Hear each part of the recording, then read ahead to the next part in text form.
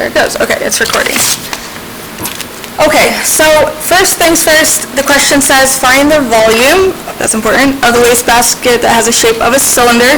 Also important because that's where you're going to pull your equation from. With a height of 15 feet, it's nice that they put it on the visual for you, and a diameter of 10 feet, which they show you right here. Use the pi button on the calculator. So I told you that when you have to use pi, the question will tell you whether they want you to use the pi button or whether they want you to use 3.14. This is saying use a pi button. The next thing that's important to pay attention to is it says round to the nearest whole unit. So we're going to round to the nearest whole number, whatever our answer is. Okay, so now that we got all that, cylinder on the reference sheet right here, volume is area of the base times height. So volume equals area of the base times the height. So capital B, area of base. In this case, our base is a circle. So the area of a circle is pi r squared. If you didn't remember that, circle, area, pi r squared right there. Okay, so then we're going to put this in for capital B, pi r squared times the height.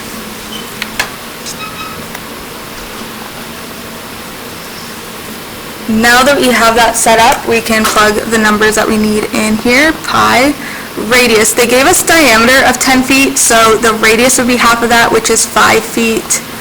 Radius. So we have 5 squared, and then the height is 15.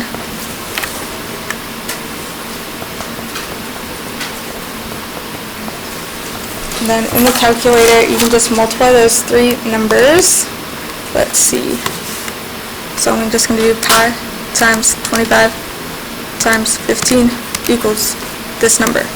So we get volume is 1178.097245. But this says to round to the nearest whole unit, like whole number, right here.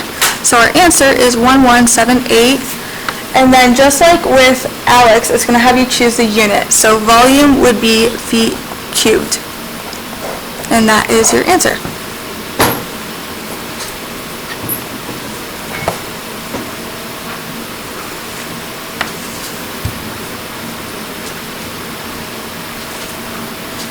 So like I said, it would probably be best to practice this tonight again and just kind of like rehearse the plays like you would for a sport or anything else. Yes, Genesis. Sure. Okay. Then it says find the surface area and volume of a solid, of the solid right here. Round each measure to the nearest tenth if necessary. So round to the nearest tenth if necessary. Okay. First we have to identify this shape. It is a rectangular prism. Why is that important? Well, we need to identify the shape because prism. And then we can grab the equations. So surface area is 2 times area of the base plus perimeter of the base times the height. And then volume is area of the base times the height. So B, area of base. And then the P is perimeter of the base. And then height is the height of the prism. Okay, now we start solving. Surface area equals 2 times the base right here. Area of that is a rectangle, so you can do length times width, so 9 times 4, plus perimeter of the base. The base is a rectangle, so this would also be 9 and this would be 4. And then you can add these values up to find the perimeter of the base. So 9 plus 4 plus 9 plus 4. And then the height of the prism is 5.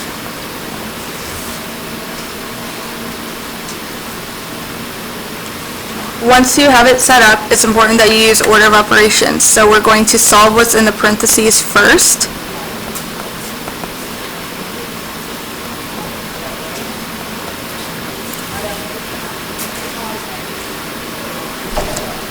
And then again, using order of operations, we're not going to do the multiplication.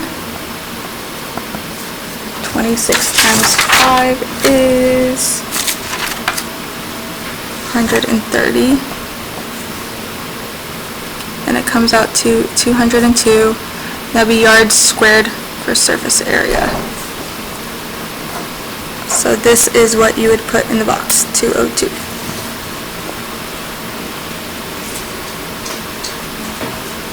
So you can get partial credit on these, so if you can just get one of them, get one of them. If you can get both, then you get full credit on the problem. Then over here, volume, area of the base times the height. So again, capital B, area of base. So it is a rectangle again, so 9 times 4 would give you the area of that rectangle base, and then the height is 5. So we get 36 times 5, and 180, and because it's volume, it's going to be yards cubed. So on the last test, everything was multiple choice. However, on this test, there will be like type in the blank answers, like shown here.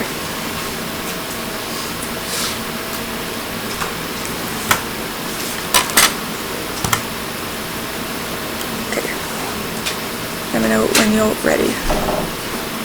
Almost.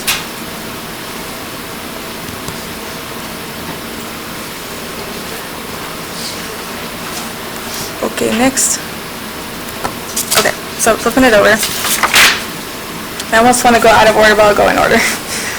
Okay, so this is reviewing some of the stuff you saw in chapter 1. It's very straightforward. Like I said, I just took the problems for the test. Actually, you'll get the same visual on the test. It'll just be slightly different problems. So yeah. Okay, so looking at the scenario, in the figure, CA and CE are opposite rays. Okay, CH right here says it bisects GCD. Bisects means it cuts that angle exactly in half, so this angle is the same measure as this one over here. Cool. Then it says that GC, right here, bisects BGD, so that means that this angle here is the same measure as this one right here. And then there's going to be several questions on the same visual. Okay, so it says which angle is congruent to GFH.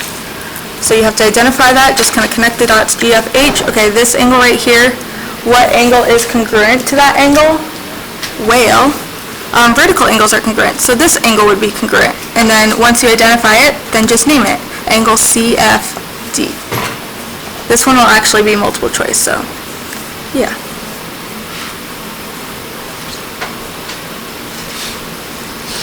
Next one, it says, which of the following are linear pairs involving point C? So a linear pair are two angles that form a straight line like this.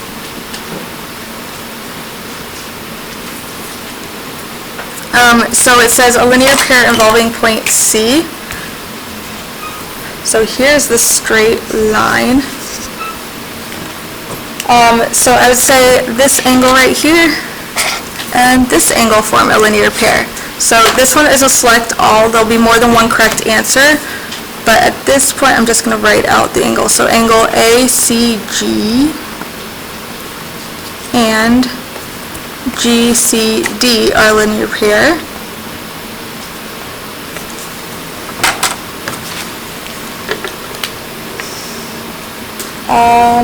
And let's see if there's another linear pair involving point C. Well, right here, I have an angle here and an angle here that form a linear pair as well. So angle ACF or ACH and angle HCD form a linear pair as well.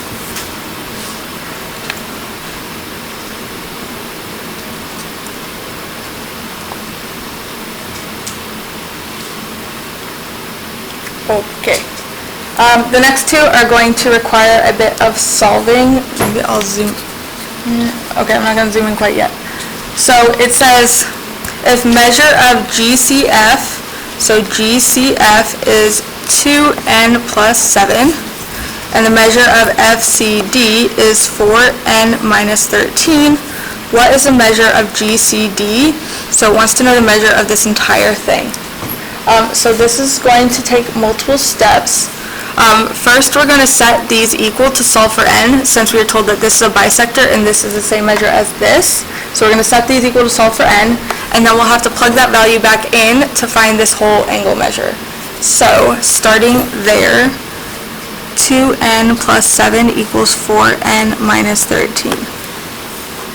Okay, I'm going to zoom in now so you can see. And then we will solve. I'll put this over here.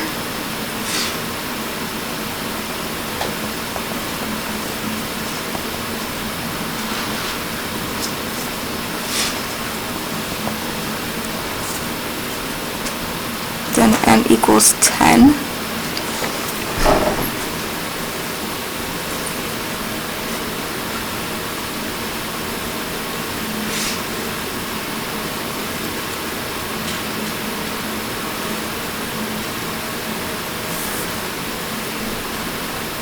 Pull this down so you can kind of see the picture at the same time. So I got n equals 10.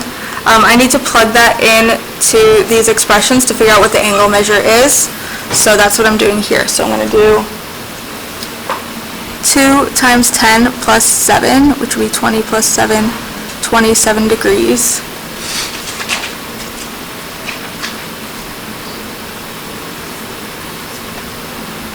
Going up to the picture again. So trying to fit it all on the screen. Okay, so this is now 27 degrees right here. This angle is going to be the same measure, 27 degrees, but it asks for the entire thing, so 27 plus 27, 27 times 2 is 54.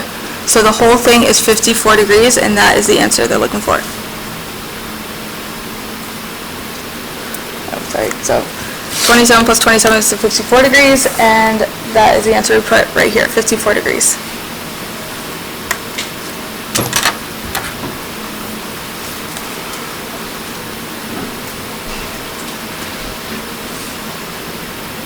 Okay, in the figure, BA, and so this figure now, this one's similar to the last one. This is the last one that's kind of like this. It says BH bisects EBC. So this is the same measure as this over here. It also says that BE bisects ABF. So this here is the same measure as this right here. Alright. It says EBH is 6x plus 12. And HBC is 8x minus 10. What is EBH? So it's trying to figure out what this angle measure is right here. Okay, well, they told us in this explanation that this angle is the same measure as this. So this, I'm going to set equal to this to solve for x. And then I'll plug x back into this expression to find EBH. So we'll do 6x plus 12 equals 8x minus 10 and solve it.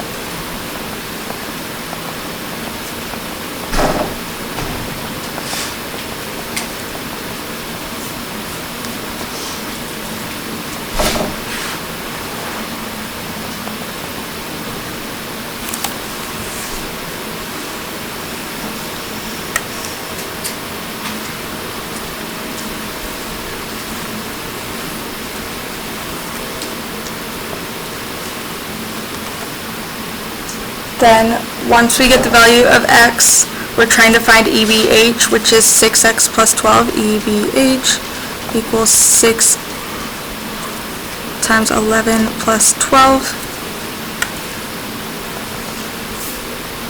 is 78 degrees.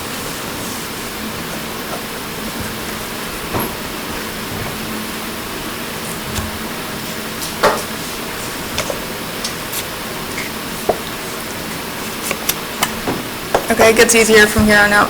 Those are the longer ones.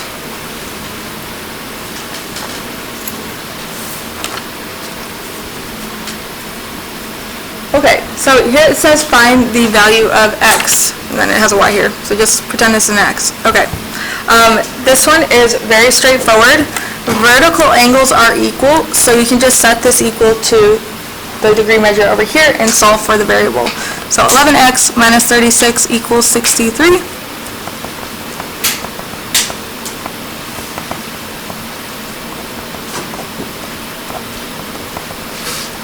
And get x equals 9.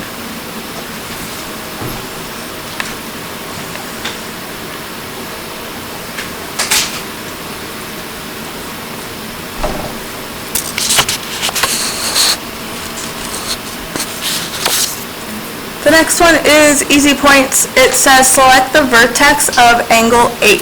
So it shows this very complicated picture, but all they want you to do is select the vertex of angle 8. A vertex is like that angle joint. So we find angle 8, which is right here. It looks like the vertex is point N, and that's all they want. And that one is multiple choice on the test too.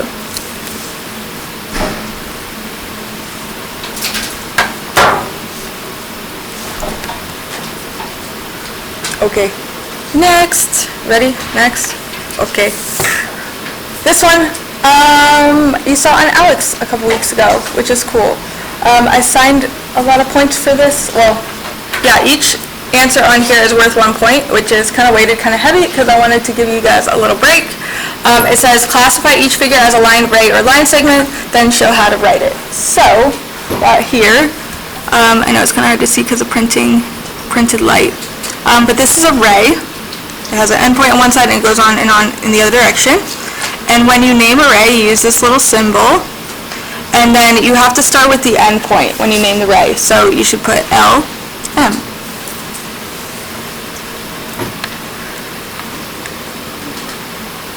The next one, it goes on in each direction, so that would be a line. And when we name a line, we use this symbol here, and it's J, K.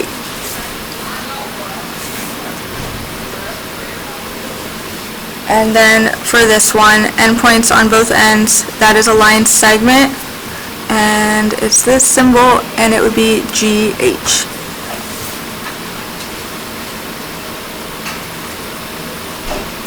Okay, next. Another simple one, it says find the perimeter of a rectangle. So perimeter is that distance around the shape.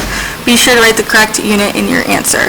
So perimeter, distance around a shape. So for a rectangle, opposite sides are equal. This would be 16 centimeters and this would be 22. And then we just add up those values to find perimeter. So 16 plus 22 plus 16 plus 22, and that comes out to 76. It says to make sure to choose the correct unit. Because it's just a distance, we just use the centimeters, and that is it.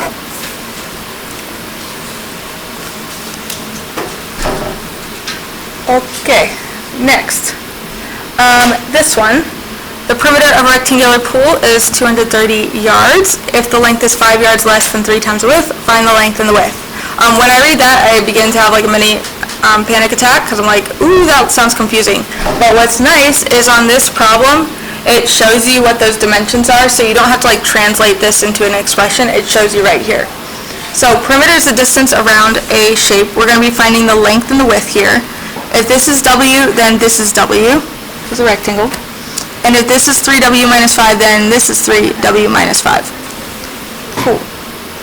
Okay, so now what we need to do is solve for the width, or W. So I'm going to add up all these expressions and put it equal to the perimeter. So W plus 3W minus 5 plus W plus 3W minus 5 equals 230.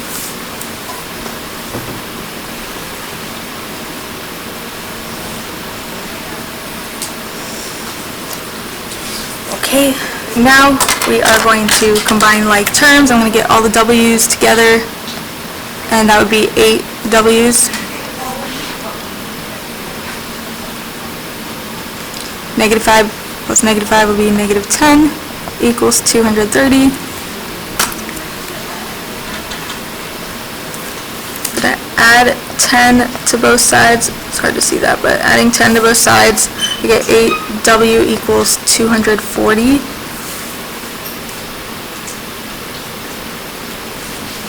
Divide by 8. and W equals 30.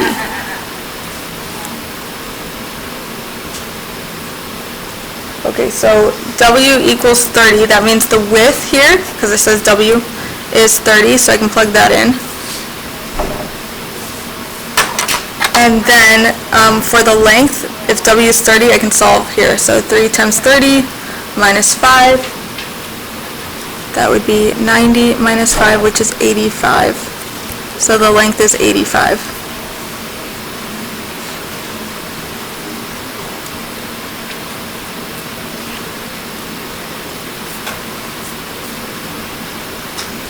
Okay, last but not least, this one is on Alex this week too, so make sure that you're practicing this one as well.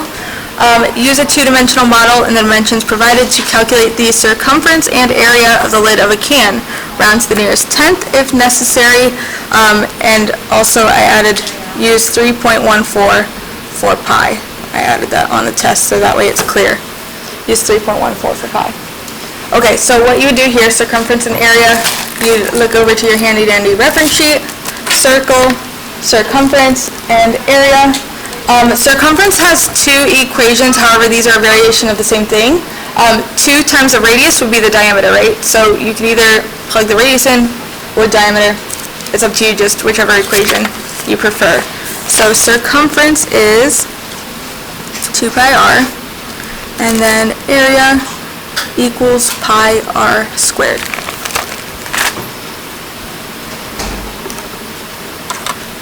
They gave us diameter here of 6.4, so that would be the diameter. The radius would be half of that, which would be 3.2 centimeters.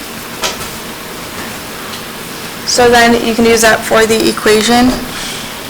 3.14 times 3.2, like that.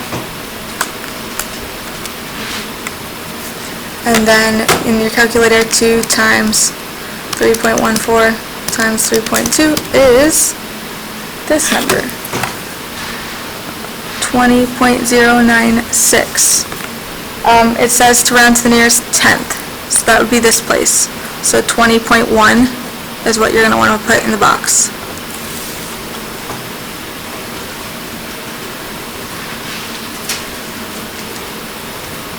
And area, 3.14. Radius, 3.2 squared. 3.2 squared equals 10.24. And then multiplied by 3.14 is this number, 32.1536, rounding to the nearest tenth, so this would be 32.2.